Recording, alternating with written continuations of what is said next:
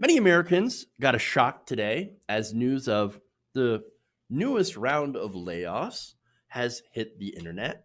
And not only that, but you also have the newest unemployment numbers, and they are stark. The Department of Labor just announced today that 6.6 million Americans have filed jobless claims in the last week. Now, that adds to the 3.3 million that have filed claims the week before. This is happening, of course, as businesses have been shut down due to COVID-19 in order to protect their workers, right? And comply with some of the state lockdown orders. So now there are still essential businesses, of course, that are working, that are running right now. You know, things like grocery stores and gas stations, and again, trying to keep food, and things flowing essentially, so that people can continue to get supplies. But right now, other than that, the economy is basically frozen, right? With all these people out of work, obviously the unemployment number is going to go up. And so the number coming out of March is just staggering. 10.4 million people have applied for unemployment. 10.4 million. That, of course, easily surpasses the number of jobs lost through the entirety of the Great Recession in 2007 to 2009. I mean, it makes the Great Recession look piddly. And look, I grew up during the Great Recession, right? Came of age, was working. And so I was affected. Everybody I knew was affected.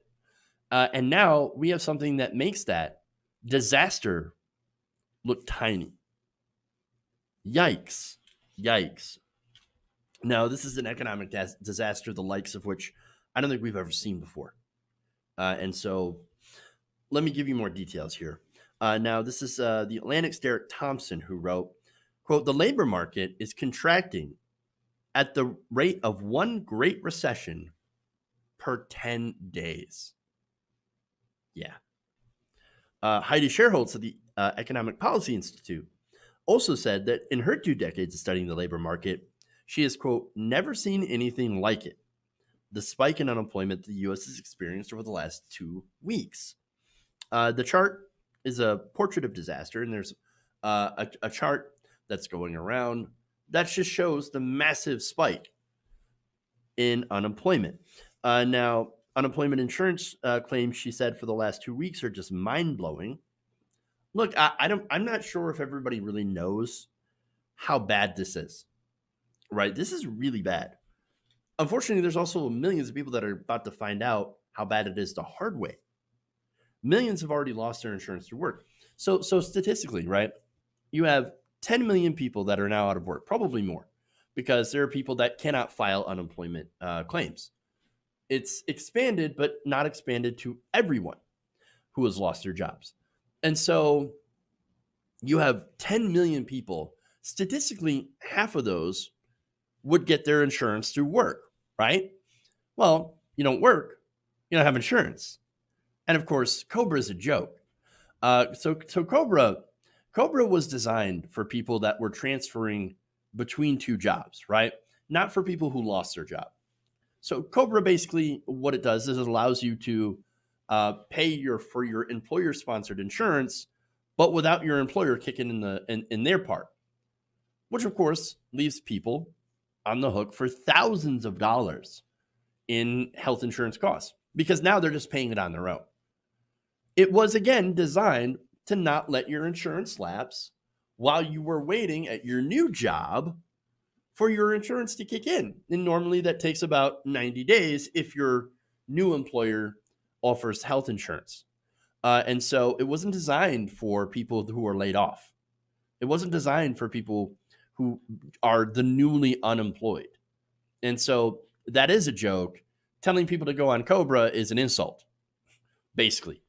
And so these people have lost their health insurance. They've lost their health care. And so it makes you wonder, like, maybe this entire, idea of coupling health insurance to to their jobs is a bad idea. Right. So now, that said, right, this is going to be painful for a very long time. the economy is not just going to bounce back once this is over, once the lockdown is lifted.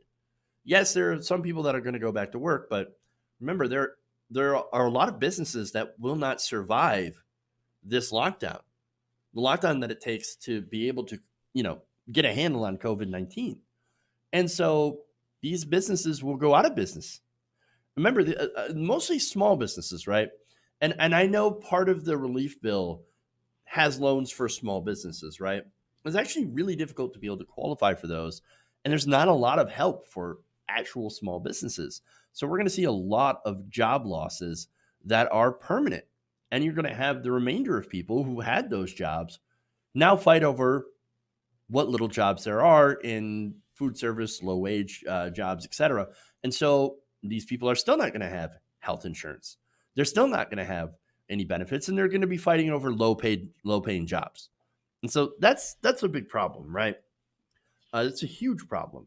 I think that's why we need national health insurance, among other things. In fact, Shareholds did say that the unparalleled rise in jobless claims call for a huge response from Congress. Now, the problem is Congress is off until the 20th. They went and signed that corporate bailout bill, and then they're like, job's done. Time for vacation. Yay. Well, and you're not really having much of a vacation, so it's mainly going to be staycation. And so, I mean, being off for that amount of time while the economy falls apart, not good. Very bad.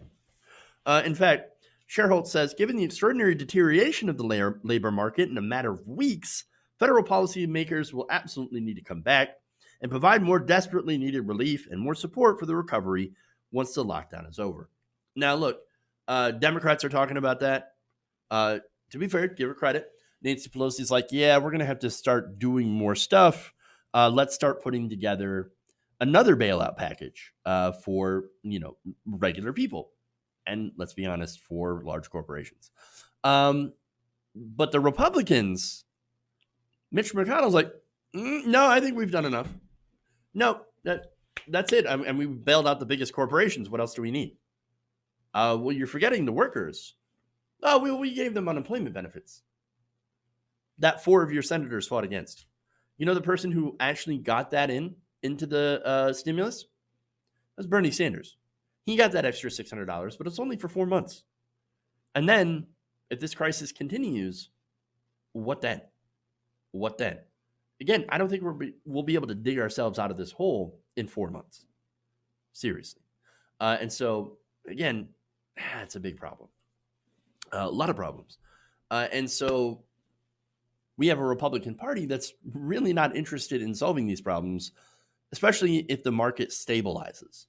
And so you really have to depend, it really depends on how the market reacts. If it continues to crash, then of course that's going to be the one thing that brings Republicans back.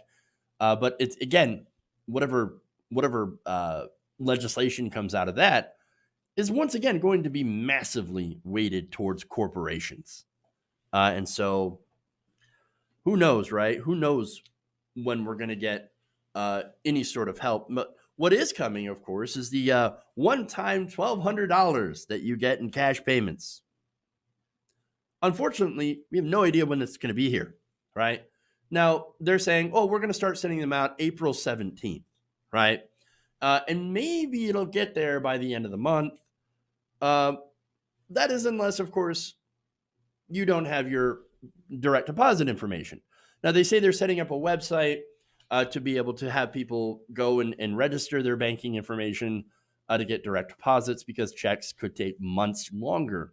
But the point is that emergency one-time payment is not coming fast enough. And so, big problem, right? Whereas, of course, I do believe the corporations are already getting their bailouts. And, of course, the banks, the Federal Reserve is literally handing over the $1 trillion worth of quantitative easing to the banks every single day. So they're getting that help. They're immediately getting bailed out. But the rest of us, we got to wait. We got to wait for quite some time. And so before you think, by the way, my solution is $2,000 UBI immediately. Rashida Tlaib's plan, right? She says we'll immediately send out a debit card loaded with $2,000. Every American citizen, no matter if you're rich or poor, right? We're gonna send you $2,000. Now, of course, you might say, well, why are rich people gonna get it? Because that's the fastest way, is just to send it out to everybody, right? But they can tax that money back later. And so it's not really a concern if a millionaire gets a $2,000 check. What are they going to do? They're going to pick their teeth with it, right? Or something. So it's not really a concern, but it does get money into the hands of people as soon as possible that need it, right? And so remember, though, if you do believe that $2,000 a month is too much, well, consider that it's going to get worse. And on top of that $2,000 UBI until this is over, you also need to do a rent freeze and a mortgage freeze. Now, I know New York, I believe, is talking about doing a mortgage freeze, but without a rent freeze, it's not really going to help tenants.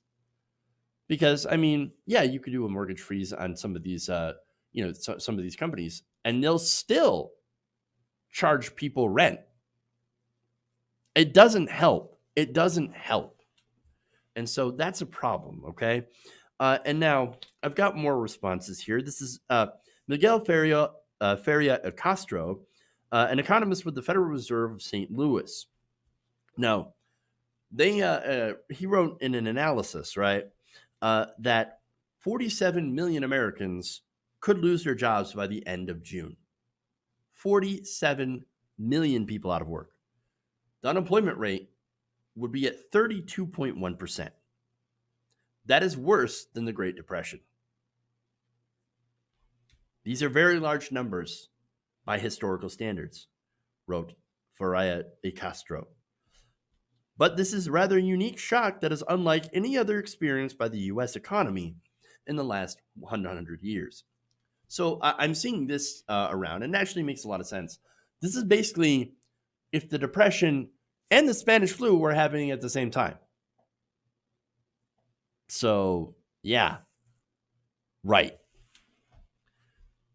Pretty much. Now, economist Sherrod Bernstein, the senior fellow at the Center for Budget and Policy and Priorities, also tweeted that, quote, there's a debate in Congress about whether to quickly add more economic stimulus or wait to see what happens with what we've done so far. I'm congenitally a careful wait-and-see type, Bernstein says, but then adds, in all caps, but not now. What should go in a phase 4 stimulus? Nutritional support, state fiscal support, more help to thousands through round 2 checks, and increased unemployment insurance beyond the end of July. Now, are we going to say see Congress take those necessary steps? I don't think so. I don't believe so. The first priority, of course, was obvious: protect big corporations and throw a little bit of help towards everyone else. I really don't feel confident that any phase 4 is going to be all that different from what we've seen from phase 3. Maybe another check, right, for $1,200, but nothing guaranteed for the next couple of months. Because, by the way, that one check, that's going to cover rent for April, right, or rent for June. I'm sorry, rent for May. I had a Biden moment here, but it's not going to cover rent for any other time. It's not going to cover food. It's not going to cover insurance, right? And I don't mean health insurance. What about car insurance? Now, I live in Michigan. We have the highest car insurance rates. So my wife and I, we paid $200 for 2 cars, over $200. And so, I mean, you've still got insurance, health insurance if you got it, right? There's still that payment. There's still, credit cards. There's no credit card freezes. Yes, student loans are frozen until September 30th, but that's only for federal loans. If you owe a private institution, that's not frozen. So yeah, as some of you are saying, $1,200 is an absolute joke, Dana.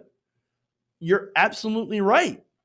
And so, yes, we need something that is far more comprehensive, and we've got to have a rent and a mortgage freeze and a freeze on credit cards and all that stuff.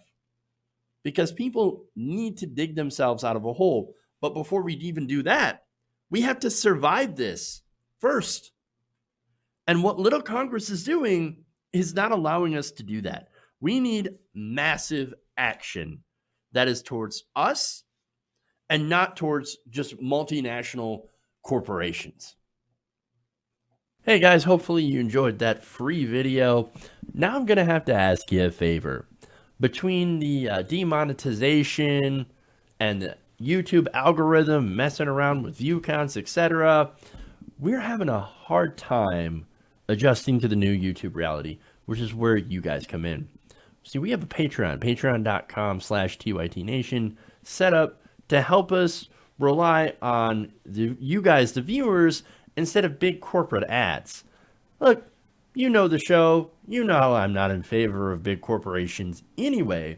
So help us transition away from relying on the ad model to pay the bills and sign up to be a patron, patreon.com/TYTNation. That goes a long way to help us keep the lights on. And you guys will know that you're supporting independent progressive media.